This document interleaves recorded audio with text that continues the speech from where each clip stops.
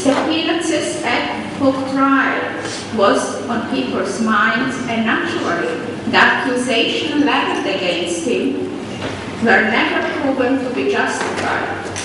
His possible or probable poisoning remains unsettled, and the final and probably the most painful unresolved issue of this period is the bribery episode at the end of World War II, in which tens of thousands of Croats were brutally murdered without a trial, but most of the perpetrators were not brought to justice.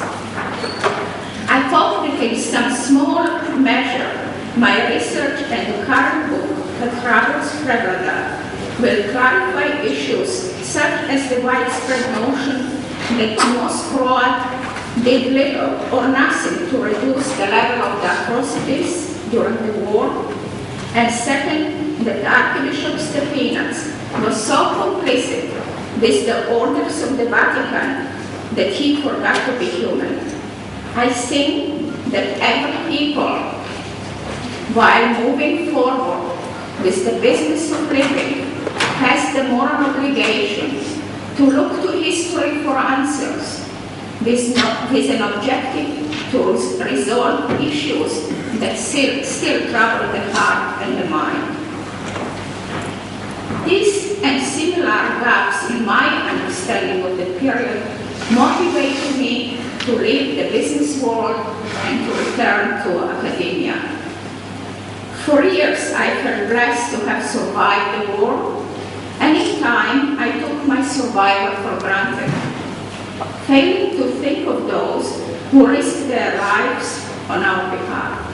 It was only when my daughter began asking questions about the fate of our family during World War II that I realized that I had no answers for her, and those who could have enlightened us were no longer with us. I turned to history books, but most I gathered was that from 1941 to 1945, approximately 30,000 Jewish men, women and children were annihilated in Endikal, a truly catastrophic episode in my people's history. But nothing was documented about the 9,500 who survived, among whom were my mother and I. In 1999, after long deliberation and soul-searching, I decided to undertake an unimaginable task, a PhD in Jewish history. Subconsciously, I knew that there were people to whom I wanted to say thank you. But I had no idea who our rescuers were. I knew, however, that if I wanted to achieve this goal and to make my findings credible and respected, I had to work very hard, get top grades in order to apply for a prestigious fellowship. Thus, my nights turned into days.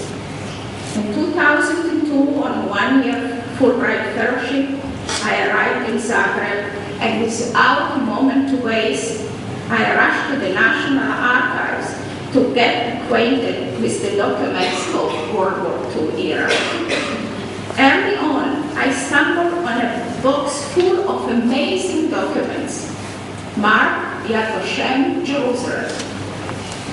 Apparently, in the 1990s, an attempt had been made by several individuals to convince the Yad Vashem authorities to bestow upon Archbishop Aloysius Stepinac the award recognizing him as a righteous among the nations. Without knowing who Aloysius Stepinac was, it was obvious to me that he was somebody important, but it also was clear to me that the hundreds of documents written in Croatian language were destined for oblivion. They would be thrown somewhere to a basement. I thought to myself, how many archivists in Israel speak the Croatian language? Probably none. But the archival material surely had held my attention.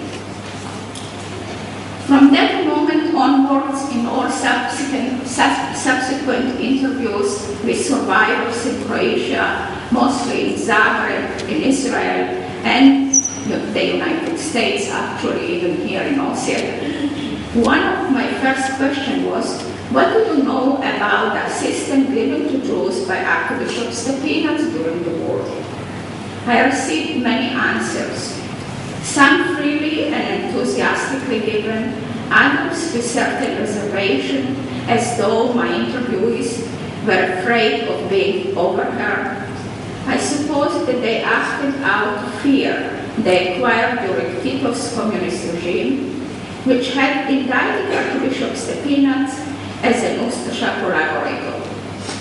Or perhaps they still harbor the notion that any mention of rescue underscored the enormity of the catastrophe that fell on the Jewish people during the war. It was a great surprise when I uncovered that already in 1936 Archbishop Stepinac demonstrated a compassion and concern for the refugees that were fleeing the occupied Europe on search for countries that were still free and did not require them to have special and restrictive documents. Yugoslavia was such a country. Stepinac recognized their plight and he took prompt measure to come to their aid. In anticipation also for war and the possible consequences, Stepinac, like most Croats, yearned for freedom and dignity for Croatia. Yet in his address during Lent on October 3rd, 1938, he described to the student of the University of Zagreb the kind of country he envisioned. Quote, love towards one's own nation cannot turn man into a wild animal, which destroys everything and calls for reprisal. But it must ennoble him, so that his own nation secure respect and the love of other nations. We know that's what Stepinac's wish, and we know what he got, unfortunately.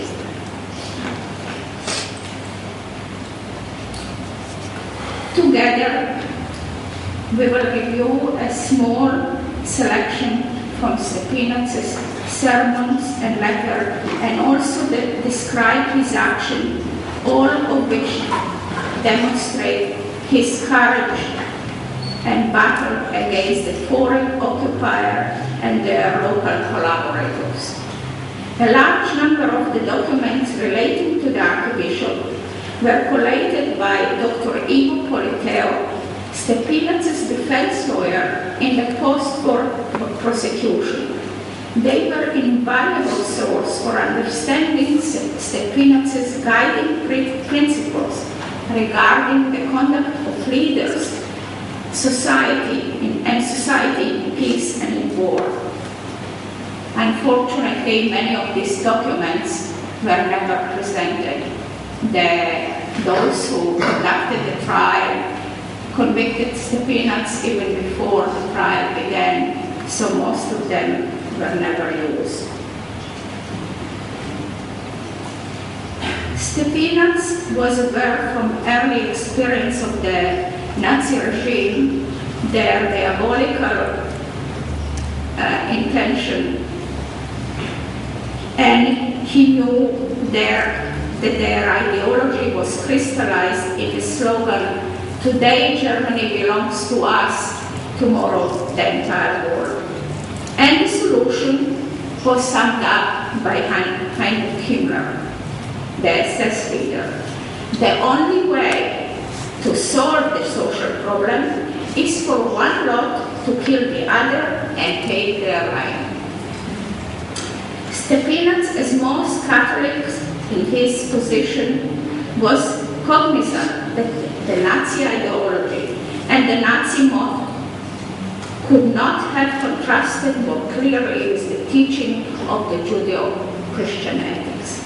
that all men were created equal and that they were endowed with equal rights and reason, whereas the Nazi doctrine claimed that life in this world is worthless and meaningless except insofar as it consists of the self-realization of an elite of the strong and the powerful, who employ the common people as mere instrument of their will.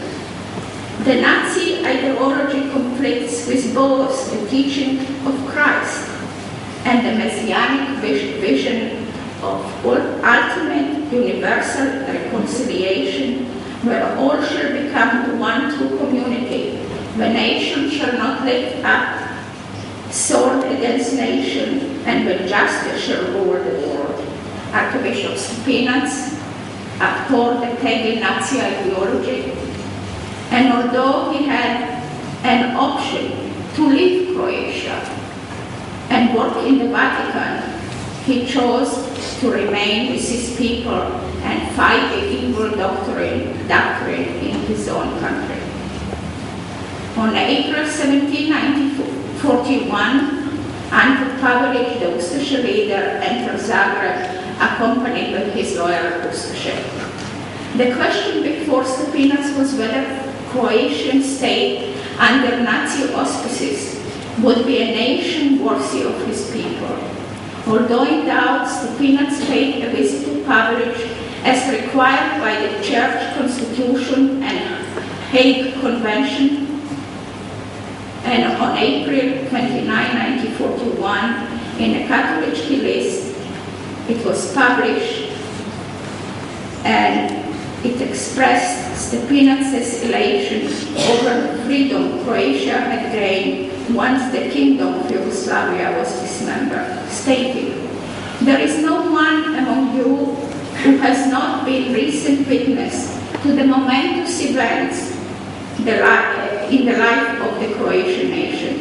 No reasonable person can condemn, and no honest one can cast blame, because the love towards one's own people is inscribed in the human heart by God and His commandment." But his joy was short-lived. Once Nazi Germany occupied and charged Endekar with implementing the final solution of the Jewish question based on Nazi racial ideology and the murder of many dissidents. On June 1941, 2 months into the war, when the persecution of Jews and other innocent people were relentless, Stepinac took a bold and dangerous step. He went personally to see Pavelić. Upon entering his office, the Archbishop declared, "It's God's command, thou shalt not kill." And without another word, he turned around and left Pavelić's office. The authorities moved Stepinac's control over the Katolički list and allowed him to speak freely only within the confines of his church. Nevertheless, his voice was heard. The crowd packed the Zagreb Cathedral because the people yearned to hear the only voice which even the dreaded Gestapo could not silence.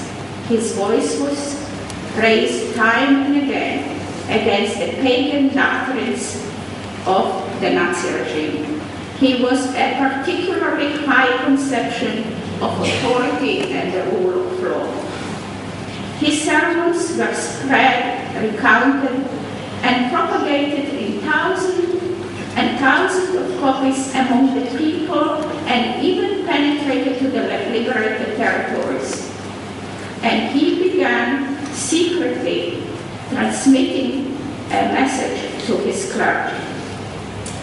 Stepinac recognized that initially Stepinac and his clergy decided that there would be no conversion because obviously the Eastern Orthodox were already Christians, and the Jews they allowed, but they knew that all those who were being converted after April 10, it would not help them very much.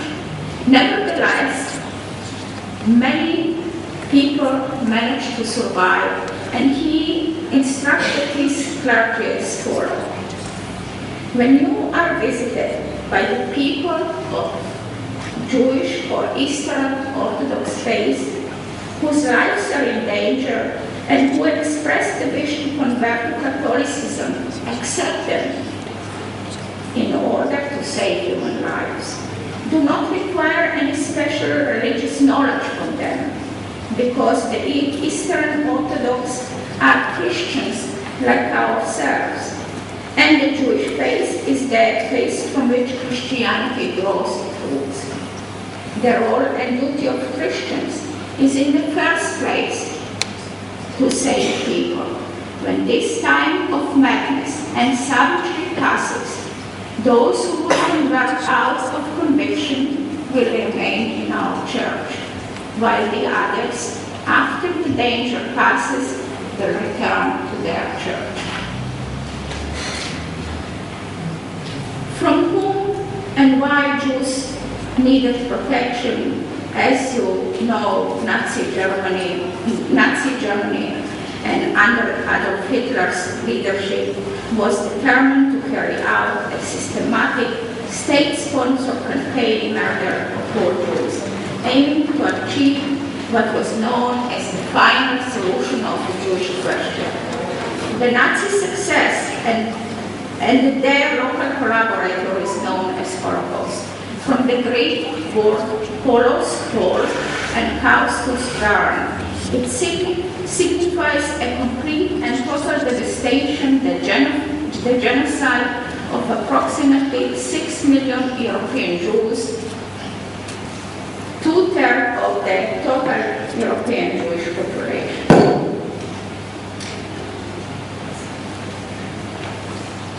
Over the 4 years of war, from 1941 to 1945, one main theme was woven into most of Peanut's sermons and letters.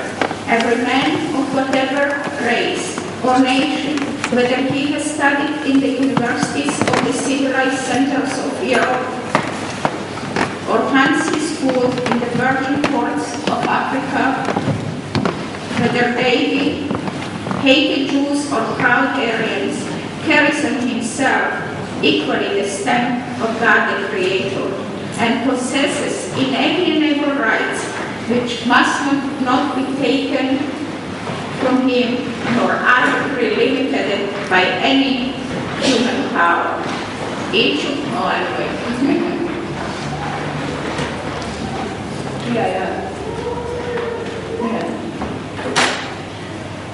Okay.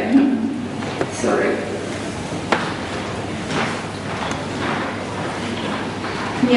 All people, wherever and whoever they are, have an equal right to say, Our Father which art in heaven. Every violation of these rights of the human person can only have evil consequences. Thus, the Church stands for that order which is as old as God's commandment. We stand not for the order which has been written on perishable paper, but in human conscience by the finger of the living God. The documents clearly demonstrated rescue in Croatia was prevalent, and once I sorted the documents, I found 6 categories of rescue. By Archbishop Aloysius Stepinac and individual clergy and nuns, by hundreds of ordinary citizens, by the government, by national and international humanitarian organizations, by Italian Second Army, by Croatian partisans,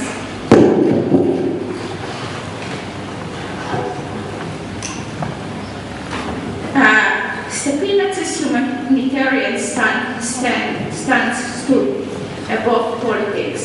The Nazis were aware of Stepinac's political view regarding the racial laws well before their occupation of Yugoslavia. His charitable activities began in 1936. Their plight and misery prompted the Peanuts to send several request letters to his parishioners requesting for their assistance and financial support. Although he fought hard to keep the name of the church clean, he learned that the news reaching the outside world was that he and the clergy in Croatia had failed in their moral leadership. In the midst of German-inspired murderous act. Although Peanuts was grieved, he replied that he did not seek transitory earthly acclaim, but that he could speak of the things as they happened and leave judgment to Christian justice and conscience. With the declassification of the US intelligence record under the Nazi War Crime Disclosure Act of 1998, many one-sided perspectives are slowly being replaced by more nuanced version of the role Aloysius the Peanuts played in the drama of World War II. My own research demonstrated the Peanuts forcefully denounced the violation of human rights by means of legislation directed against Jews, Serbs, and Roma, and at in every opportunity he demanded a return to the law of God. In 1941, when 2 of his priests and 6 of his nuns, whose origin were Jewish, were absolved from wearing the yellow Star of David, intended by the Nazis as a badge of shame, the Peanuts solemnly declared, "I have requested of these priests and nuns to continue wearing the signs of belonging to the people from which our Savior was born, as long as others will have to do so." Aloysius the Peanuts had a choice, as we said, to live a different life, but his conscience and his strong belief in the inalienable right of each person to live the life given to him by the Creator motivated him to stay in Zagreb. He began to assist individual Jews to survive. They included 58 Jewish elderly, the orphan children, the women involved in mixed marriages. When Greek Jewish transport passed through Zagreb, he was the first to greet them, give them first aid kits and water. He was spared only thanks to the love and admiration and loyalty of his people. First, the Peanuts informed them of his holiest duty as a representative of the Catholic Church to raise his voice against any interference by the state into the question of lawful marriages that the Church deemed to be indissoluble, regardless of the couple's racial affiliation. He also stated that to end the physical intervention and violence. Second, he also protested against the implementation of anti-Semitic legislation, stating, but to take away all possibility of existence from members of other nations or races and to mark them with a stamp of shame is already a question of humanity and of morals. Why treat this way those who are members of another race through no fault of their own? Do we have the right to commit such an outrage?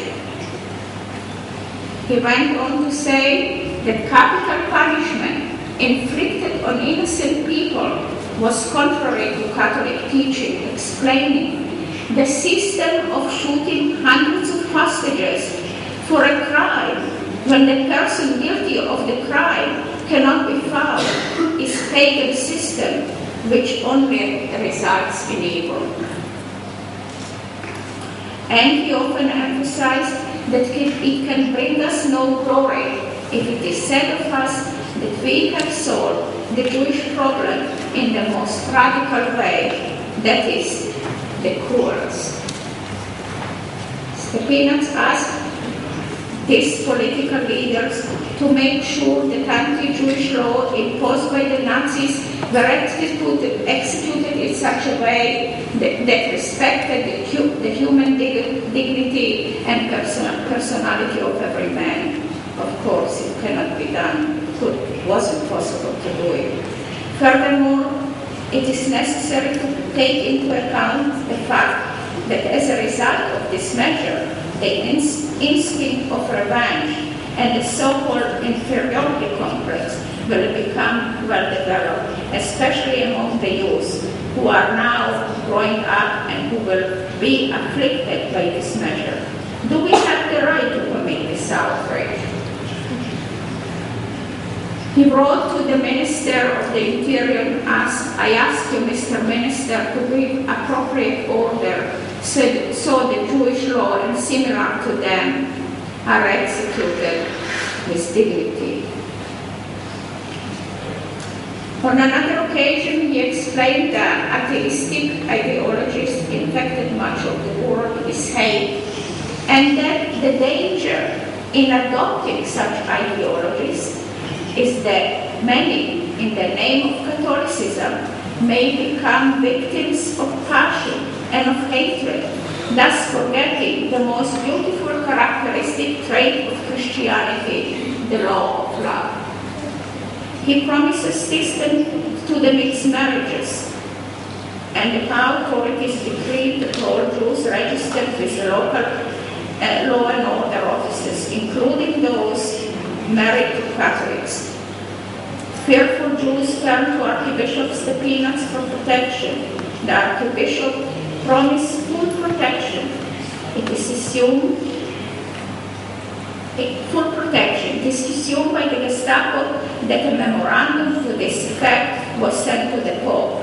Hans Herm, the police attaché in Zagreb, wrote, in case action is taken against the Jews involved in mixed marriages as sign of protest, he, namely Stepinac, would close for a certain period of time all the churches in Croatia while the bells will be ringing.